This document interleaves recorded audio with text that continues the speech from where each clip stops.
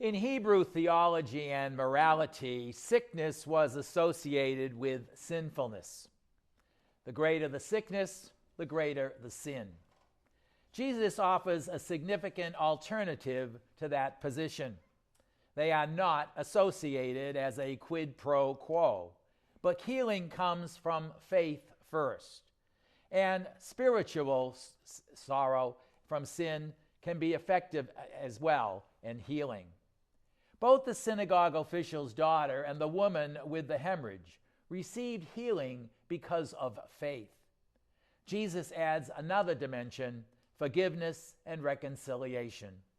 In a powerful way, today's readings challenge our own reality of those two acts. That is, the challenge to not only to our need to give forgiveness, but our need to ask for forgiveness. Based on the first reading, we are being reminded that time can run out. Yes, Absalom wanted to take the kingship away from his father David. Yes, they were in a terrible family conflict, and there was no sense of reconciliation. But then Absalom is killed, and David, who never wanted the conflict anyways, now has no way to achieve reconciliation with the son that he always loved above everything else. And his sorrow is palpable and deep. Time ran out.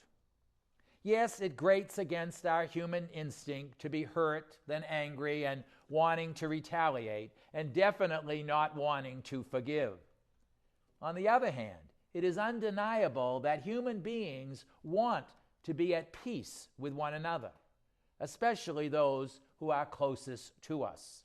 You know the thing, you always hurt the ones you love, and no one likes that.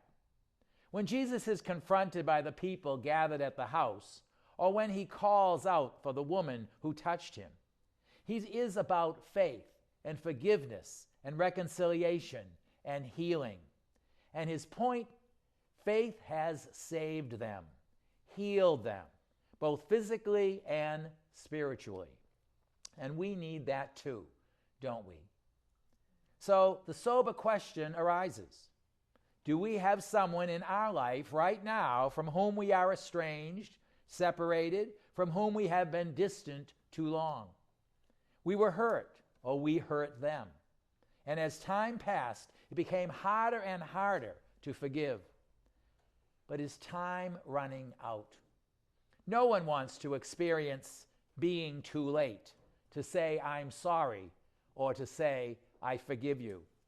Perhaps reflecting on the pain and suffering of David, we can think about that person and pray that we can swallow our pride or anger or hurt or whatever it is and figure out the best way to reach out and be reconciled. The humility and resolve will bring us freedom.